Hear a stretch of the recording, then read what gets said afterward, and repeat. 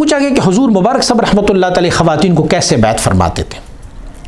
حضور مبارک صاحب رحمۃ اللہ تعالی کو ہم نے دیکھا ہے، ہم ان کے اولاد ہیں، ہم نے دیکھا کہ حضور مبارک صاحب خواتین کو کیسے بیعت فرمایا کرتے تھے۔ حضور مبارک صاحب رحمۃ اللہ تعالی کسی بھی جس کا چہرہ کھلا ہوتا تھا، بغیر حجاب کی ہوتی تھی، اس کو اپنی کمرے میں اجازت نہیں تھی کہ آپ کے حضور مبارک صاحب رحمۃ اللہ تعالی کے پاس اپنی 4 ازواج مطہرات بیٹھا کرتی تھی، 2 ایک سائڈ پہ، 2 دوسرے سائڈ پہ، یہ ان کے ساتھ بیٹھا کرتی تھی۔ جو خاتون بیعت ہونا چاہتی تھی وہ فاصلے پر سامنے باپردہ ہوتی تھی، بیٹھی ہوتی تھی، حتیٰ کہ حضرت مبارک صاحب رحمۃ اللہ تعالی نے خواتین کو دستانے بھی پہنایا کرتے ہوتے تھے کہ دستانے پہنو تاکہ آپ کا یہ جسم جو ہے نا وہ مجھے نظر نہ آئے، اور پھر سامنے بٹھاتے ان کو کچھ فاصلے پر۔ حضور مبارک صاحب رحمۃ اللہ تعالی اپنا چادر یا اپنی چھڑی عصا ان کو پکڑواتے اور وہ وہاں پر پکڑتے، اور پھر حضور مبارک صاحب رحمۃ اللہ تعالی ان کو کلمات فرماتے، پھر ان کو لطیفہ قلب کی طرف اشارہ فرماتے، پھر اپنی ازواج میں سے ایک زوجہ کو فرماتے کہ جاؤ ان کی لطیفہ قلب پر انگلی رکھو تاکہ ان کو محسوس ہو۔ شروع میں حضرت مبارک صاحب رحمۃ اللہ تعالی نے کچھ خواتین کو لطیفہ قلب پر عصا رکھ کے توجہ دی، بتایا کہ یہ لطیفہ قلب ہے، یہاں پر ذکر کرو، لیکن بعد میں حضور مبارک صاحب رحمۃ اللہ تعالی نے اس سے بھی اجتناب فرمایا کہ یہ عصا جو ہے یہ بھی ان کے جسم سے جب لگ جاتا ہے تو یہ عصا نرم لگ جاتی ہے، تو اسی لیے یہ بھی میرے لیے جائز نہیں ہے۔ تو حضور مبارک صاحب رحمۃ اللہ تعالی پھر اپنی عصا سے بھی نہیں، اپنی ازواج میں سے کسی زوجہ کو فرماتے کہ جا کے ان کو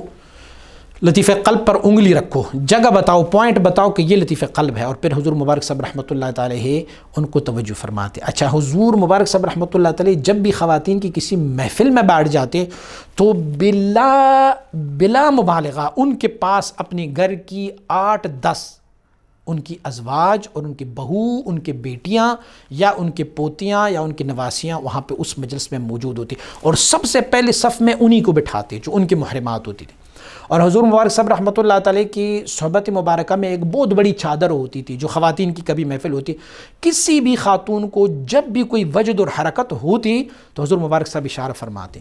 تو گھر کی جو خواتین ہوتی تھی وہ بڑی چادر لے کے نا اس کے اوپر ڈال لیتے اور چاروں کونوں پر وہ بیٹھ جاتی تھی تاکہ ان کی جسم کا کوئی عضو جو ہے وہ آشکارا نہ ہو۔ اور آپ مبارک پھر اسی طریقے سے آپ کی عادت مبارکہ یہ تھی کہ جب آپ ان کو ذکر دیا کرتے تھے تو یہ ساری چیزوں کو ملحوظ خاطر رکھنے کے بعد جب وہ خاتون دوبارہ آتی تو ان کی سبق چینج کرنے کے لیے بھی اپنی ازواج کو، اپنی بیٹیوں کو، اپنی صاحبزادیوں کو ان میں سے کسی ایک کو پھر اشارہ فرماتی۔ بلکہ حضرت مبارک صاحب رحمۃ اللہ تعالی نے ایک وقت میں جب باڑہ میں تشریف فرماتے، حضور سیدی و مرشدی دادا مرشد حضرت مولانا محمد ہاشم سمنگانی رحمۃ اللہ تعالی کی ایک صاحبزادی، ان کو خواتین کے لیے اسپیشل مقرر کیا تھا، حالانکہ وہ بھی حضور مبارک صاحب رحمۃ اللہ تعالی کی بیعت تھی اور ابھی بھی حیات ہیں، تو حضور مبارک صاحب رحمۃ اللہ تعالی نے خواتین کی تعلیم و تربیت اور ذکر و اذکار اور اسباق تبدیل کرنے کے لیے انہی کو منتخب کیا ہوا تھا۔ بس خواتین پھر اس وقت صرف حضرت مبارک صاحب رحمۃ اللہ تعالی کی زیارت کے لیے آتی،